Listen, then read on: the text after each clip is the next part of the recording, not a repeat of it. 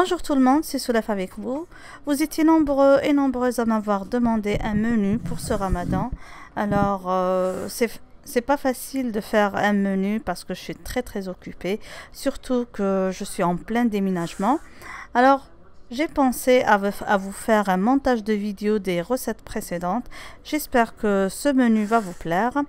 Alors au début, et comme c'est le week-end et mes enfants aussi vont jeûner, ils m'ont demandé qalb al-lawz, donc j'ai réalisé la recette la plus facile et inratable du qalb al-lawz al-ben. Alors comme vous voyez, j'ai commencé par mélanger 6 mesures de semoule avec 3 mesures de sucre. Vous pouvez bien sûr diminuer la quantité de sucre. J'ai ajouté à ça un verre de babeur ou ben. J'ai ajouté à ça un verre d'huile et 100 ml d'eau de fleur d'oranger. Donc j'ai tout mélangé. Bien sûr, j'ai préchauffé le four à 180 degrés pour qu'il soit prêt et chaud après la préparation du qalb al-lawz. Donc comme vous voyez, j'ai tout mélangé et j'ai placé ça dans un plateau de presque 25 cm allant au four. On va tracer les parts de qalb al-lawz et on va placer une amande au milieu de chaque carré. Je vais enfourner le qalb al-lawz, donc comme je vous ai dit, dans un four préchauffé à 180 degrés jusqu'à ce qu'il commence à prendre une très belle couleur. En même temps, j'ai préparé le sirop qui est composé de 6 verres à eau d'eau et 3 verres de sucre. Donc je fais bouillir presque 10 minutes, donc je compte jusqu'au moment d'ébullition. Je compte 10 minutes et je retire du feu. À ce stade-là, je parfume avec l'eau de fleur d'oranger. Je laisse ça de côté et à la sortie du qalb al-lawz du four, je vais l'arroser tout doucement avec ce sirop. Donc j'arrose et je laisse que le qalb al-lawz absorbe le tout et j'arrose encore une fois jusqu'à ce que mon qalb al-lawz soit bien imbibé. Comme ça, mon qalb al-lawz est prêt, je le mets de côté jusqu'à refroidissement total. Comme ça, une chose est faite et je vais passer à autre chose. Alors maintenant, on va passer à la préparation des feuilles de dioul. Généralement, je prépare une grande quantité de feuilles de dioul la veille du ramadan. Pour ma recette que j'ai adoptée depuis des années, je vais avoir besoin de 400 ml d'eau tiède, de 250 g de farine, un peu de sel et de 2 cuillères à soupe de semoule. Alors, comme vous voyez, je vais commencer à introduire l'eau tout doucement au mélange farine, semoule et sel jusqu'à ce que ma pâte devienne un peu liquide, donc pas trop liquide. On va la laisser reposer un petit peu, puis on va prendre une poêle qu'on va placer sur un bain-marie. Donc, vous prenez une large marmite, vous placez de l'eau bouillante dedans sur feu moyen et vous placez la poêle par-dessus. Y a des gens qui me disent qu'ils peuvent réaliser ça sur crêpière. Ma crêpière est trop forte, donc je ne peux pas faire ça. Alors, à l'aide d'un pinceau, on va étaler cette pâte sur toute la surface de la poêle pour tout couvrir. Comme ça, on va avoir une feuille de dioul parfaite. Directement, on place les feuilles de dioul sur un torchon propre. On va huiler légèrement chaque feuille de dioul pour que les feuilles ne collent pas les unes aux autres. Donc on continue à faire ça jusqu'à épuisement de toute la pâte. Franchement, c'est une recette très simple et très facile et ça donne des bourreks très croustillants.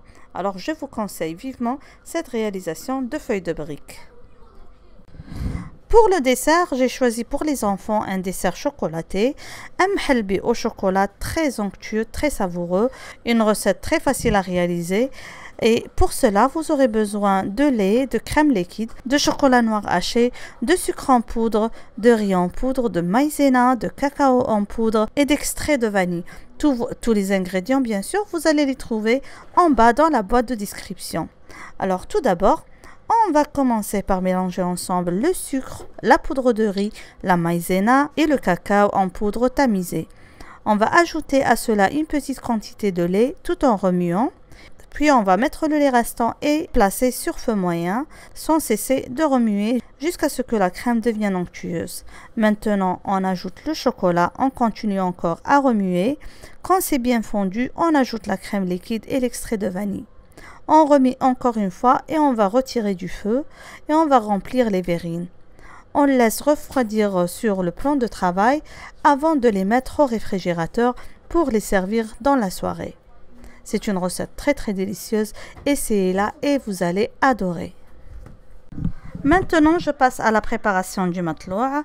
Le matloua est très facile à réaliser. Ça prend un petit peu du temps, mais quand vous avez un pétrin, tout est facile. Alors, comme vous voyez, j'ai placé tous mes ingrédients dans le bol du pétrin. Vous allez trouver bien sûr les ingrédients en bas dans la barre d'infos.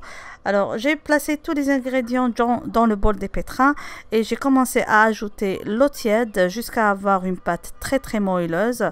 Plus la pâte est moelleuse, plus votre matloua va être magnifique.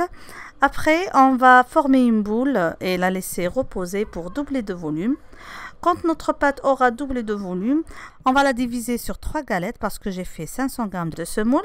Je vais encore laisser reposer sur un torchon propre que j'aurai saupoudré de semoule pour que la pâte ne colle pas.